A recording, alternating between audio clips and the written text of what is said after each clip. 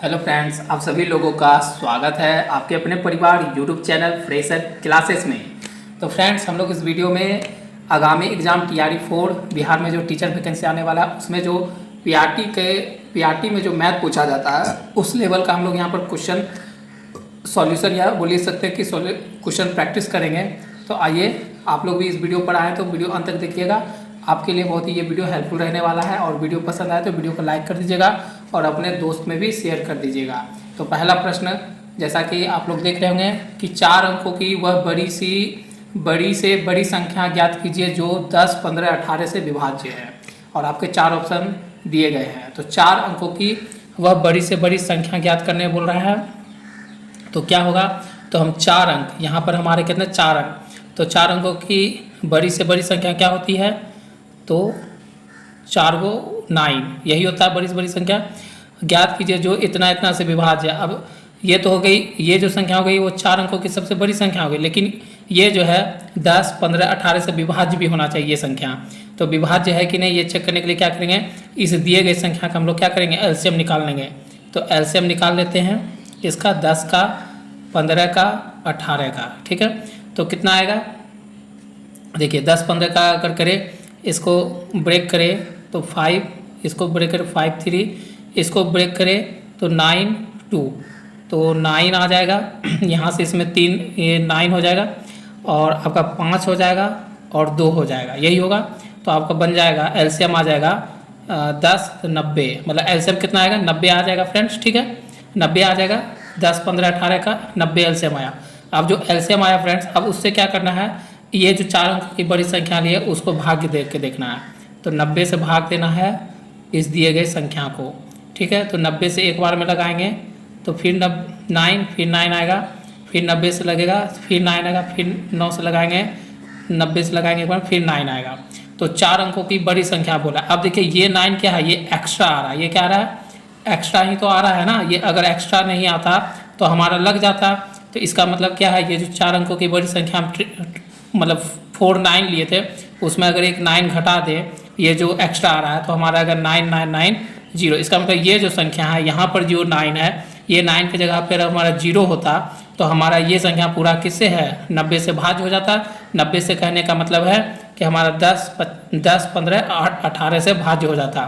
तो हमारा वो 4 अंकों की सबसे बड़ी संख्या कौन है, तो ये ऑप्शन आपका यहाँ पर कहाँ पर है, 999, तो ऑप्शन सी, आपका ऑप्शन सी राइट हो जाएगा। ठीक है, तो इस तरह से इस प्रश्न का हम लोग सॉल्यूशन कर सकते हैं।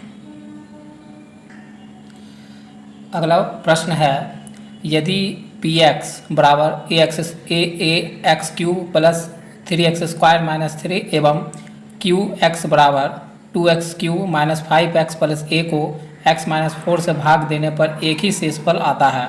मतलब x माइनस 4 से अगर px को भाग दे और qx को भाग दे तो हमारा शेषफल दोनों कंडीशन में क्या आता है, सेम आता है। तो a का मान ज्ञात करना, आपको किसका मान करना है ज्ञात, a का।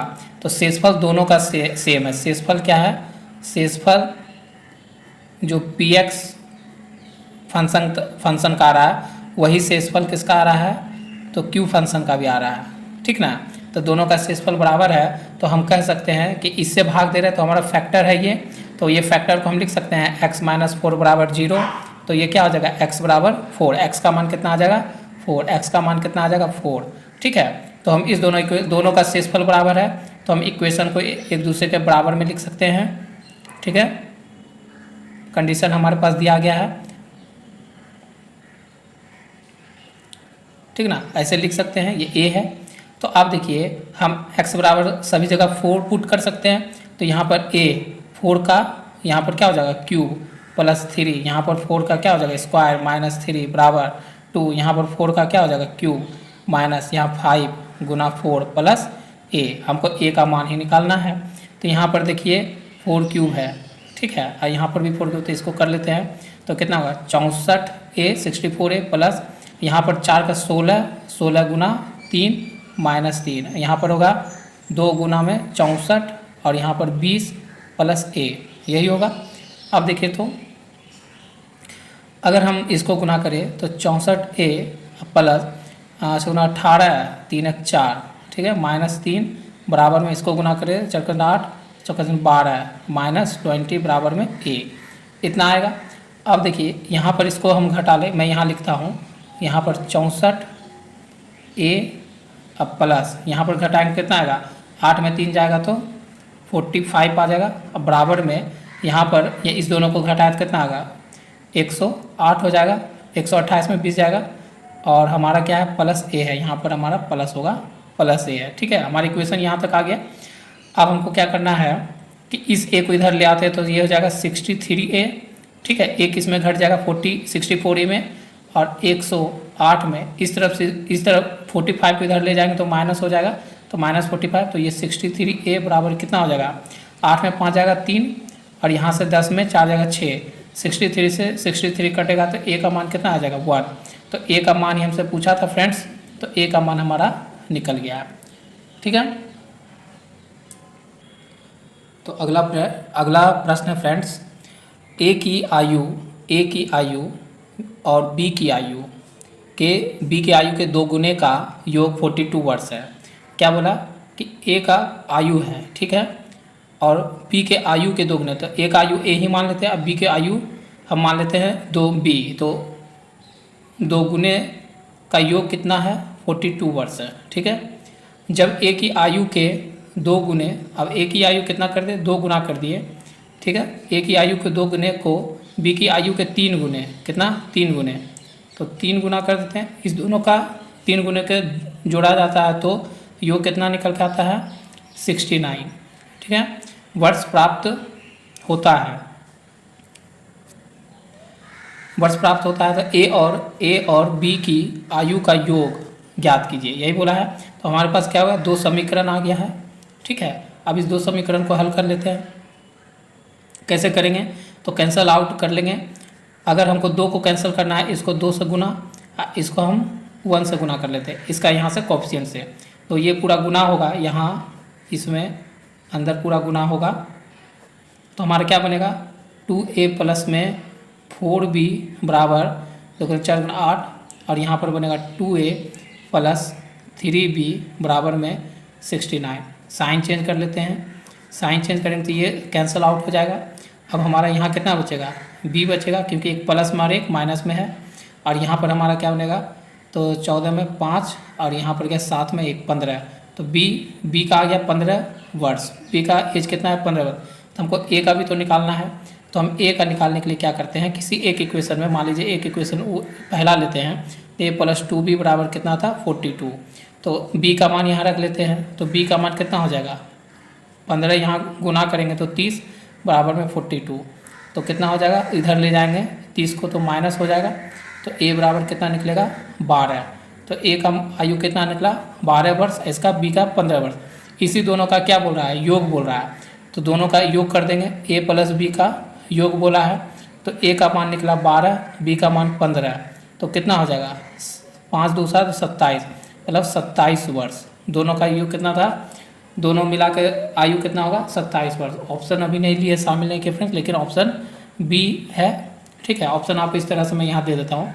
ऑप्शन आपका दिया हुआ था, ऑप्शन ए दिया हुआ था 29, ऑप्शन बी दिया हुआ था 27, ऑप्शन सी दिया हुआ था 30, और ऑप्शन डी दिया हुआ था नन। तो आपका ऑप्शन क्या हो जाएगा, ऑप्शन बी राइट हो जाएगा। ठीक है फ्रेंड्स, आप लोग को समझ में आया होगा। अगला प्रश्न है, 4 नंबर क्वेश्चन देखते हैं क्या है। 11 सेंटीमीटर और गुना 4 सेंटीमीटर, 11 सेंटीमीटर गुना 4 सेंटीमीटर माप वाले आयताकार कागज के टुकड़े को लंबाई के अनुदिश बिना अतिव्यापन किए मोड़कर एक 4 सेंटीमीटर ऊंचाई का बेलन बनाया जाता है। समझिए इस प्रश्न को क्या बोल रहा है कि एक आयताकार मतलब एक आयताकार माप वाला आपके पास कागज है। ठीक है, यह माप वाला एक कागज है। ठीक है, उसका जो लंबाई है वो लंबाई कितना है, 11 सेंटीमीटर, चौड़ाई कितना है, 4 सेंटीमीटर। ठीक है, अब इसको क्या बोला जा रहा है कि माप रहा था अगर कागज़ के टुकड़े के लंबाई के अनुदिश बिना अतिव्यापन किए, मतलब क्या बोल रहा है ना कि इस लंबाई को लेते जैसे मान लीजिए ये ये पेज है, अब इसको लेके ना यहाँ से मोड़ना, यहीं से मोड़ना, ये वाला पार्ट से मोड़ना स्टार्ट करना लंबाई को लेके। तो जब हम मोड़ेंगे तो हमारा क्या मोड़ के हमको क्या बनाना है, एक बेलन बन रहा है, तो बेलन बनाएंगे इसको मोड़ के, तो कैसे बेलन बनेगा देखिए, मोड़े इसको, मोड़े ये लंबाई मोड़े, तो ये लंबाई यहाँ पर आ गया, ऊपर वाला लंबाई यहाँ पर आ गया, और ये बी जो है हमारा क्या बन गया, बेलन का हाइट बन गया। ठीक है, और ये हमारा लंबाई, ये एल है, यहाँ पर लंबाई हमारा कितना 11 सेंटीमीटर। अब बी का बेलन का जो हाइट है वो कितना हो गया 4 सेंटीमीटर। ठीक है, हो गया, बनाएगा। तो बेलन की आयतन ज्ञात कीजिए, बेलन का आयतन। तो बेलन का आयतन मतलब वॉल्यूम क्या होता है बेलन का, तो वॉल्यूम क्या होता है, बेलन का वॉल्यूम याद है आप लोग को, ये होता है पाई आर स्क्वायर एच होता है, यही होता है। तो पाई का मान इतना लेना है, अगर नहीं दिया पाई का मान तो 22/7, और आर क्या हो जाएगा, यहाँ पर आर है, यही ना सर्कल पार्ट, इसी का आर हमको नहीं पता है, तो आर हमको यहाँ से निकालना होगा, क्योंकि हम जब इसको मोड़े हैं लंबाई को, तो ये पूरा इसका क्या हो गया, परिमाप हो गया है। तो सर्कल का परिमाप क्या होता है 2 पाई आर, जो हमको कितना दिया हुआ है 11 दिया हुआ है। तो यहाँ पर होगा 2 गुना में 22/7 गुना में आर बराबर में 11। तो यहाँ से देखिए 2 बार में काटेगा इसको, तो हमारा आर कितना मान आ जाएगा 7/4, यही ना आएगा। तो आर का मान 7/4 गुना में 7/4, और हाइट कितना है हमारा 4 रख देंगे यहाँ। तो एक साथ ख़त्म, 1 4 से 1 4 ख़त्म, फिर 2 से 1 बार में, और 2 से 2 बार में, और 2 से 11 बार में। तो हमारा कितना आया, हमारा निकल के आएगा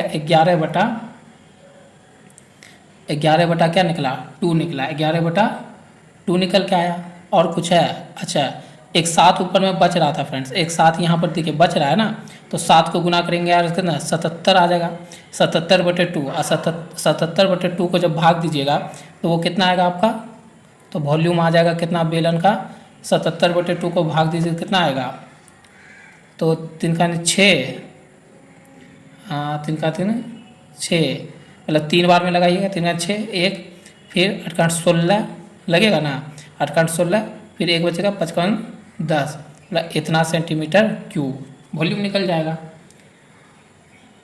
है ना। तो हमारा आंसर इस तरह से आएगा, समझे।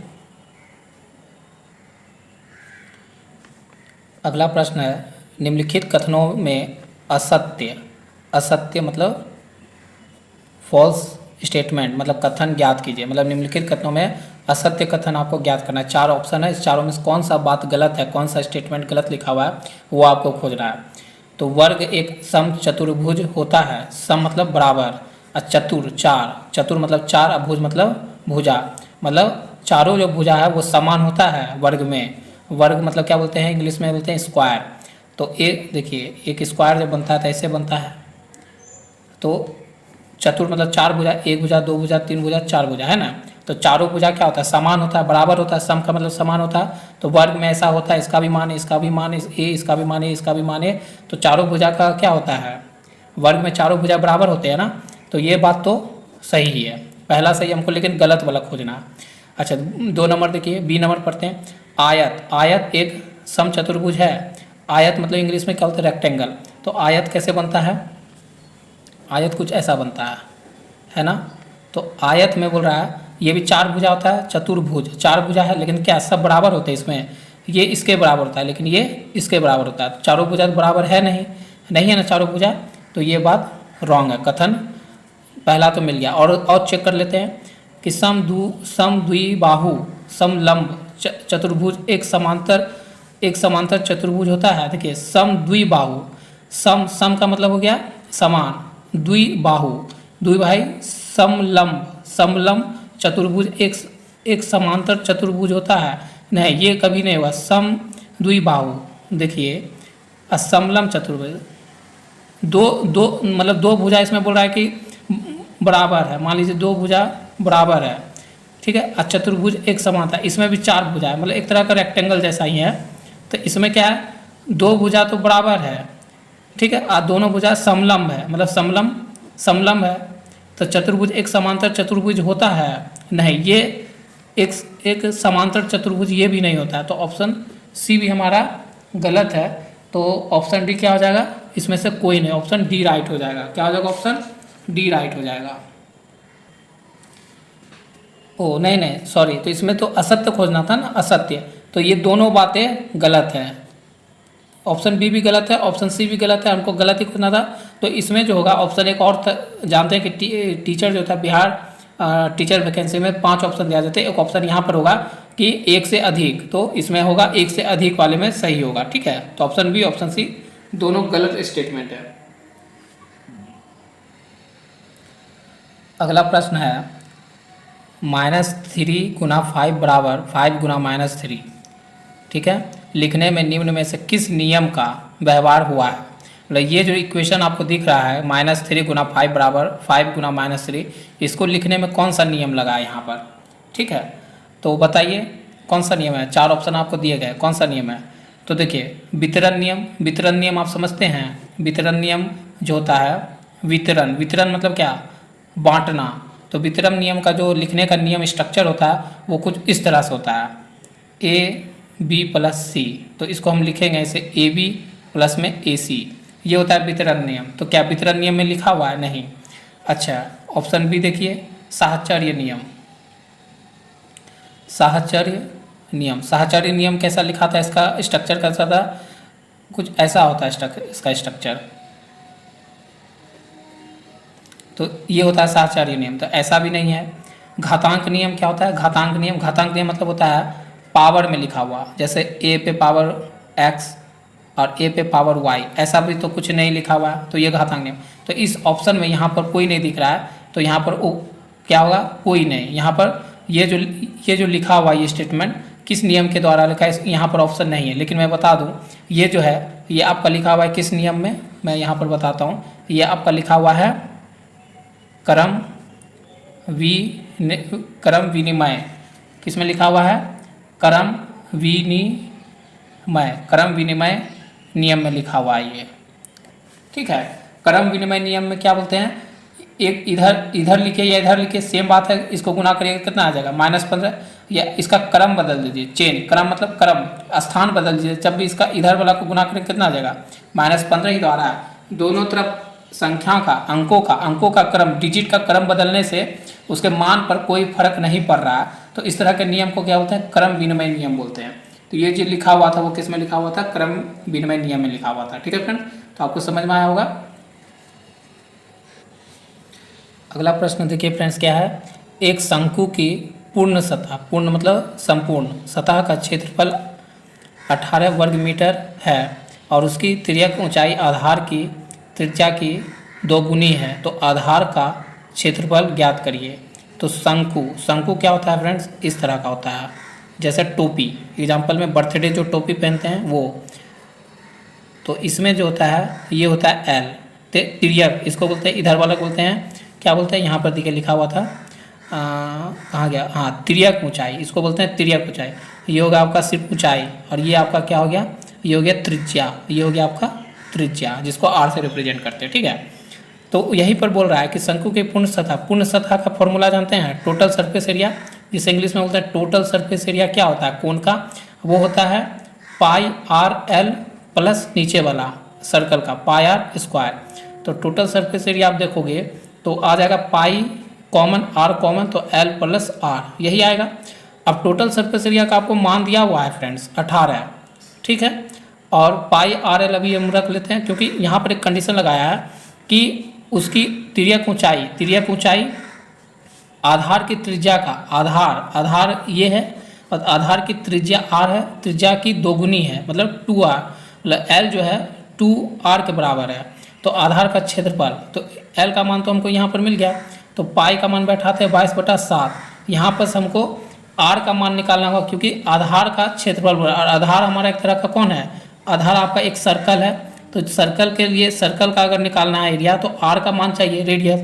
तो हमको तो r यहाँ पर भी l का मान 2r रखते हैं प्लस r रखते हैं। ठीक है, तो देखिए तो 18 गुना में 7 अब बराबर में 22 गुना में यहाँ पर कितना, एक r है, और ये जुड़ेगा तो कितना हो जाएगा, 3r हो जाएगा, तो इतना हो जाएगा।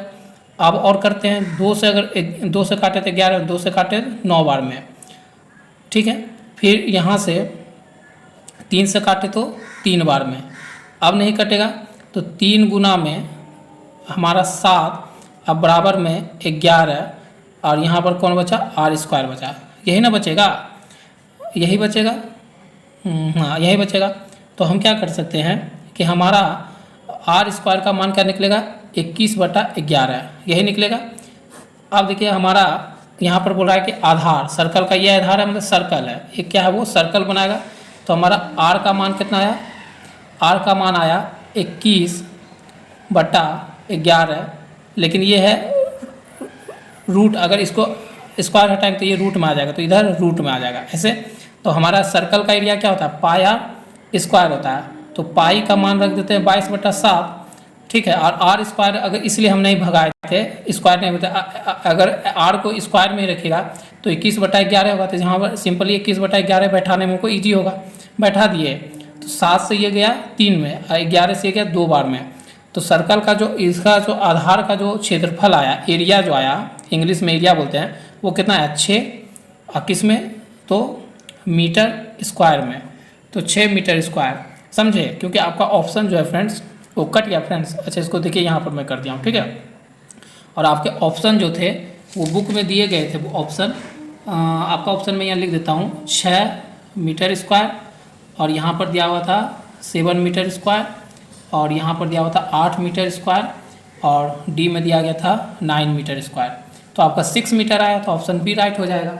बहुत ईजी फ्रेंड्स सवाल पूछे जाते हैं आपके पीआरटी लेवल में, तो इस तरह के मैथ पूछे जाते हैं। अगर वीडियो आपको पसंद आया हो तो वीडियो को लाइक कर दीजिएगा, कमेंट कर दीजिएगा। अगला जो है इसका पार्ट है, वो जो बचा हुआ क्वेश्चन है वो हम अगले वीडियो में करेंगे। तो आप लोग अपना कमेंट करके बताइएगा कि अगला पार्ट्स आप लोग चाहते हैं कि नहीं चाहते हैं। तो कमेंट जरूर करिएगा फ्रेंड्स। मिलते हैं आपसे नेक्स्ट वीडियो में। आज के लिए बस इतना ही, धन्यवाद।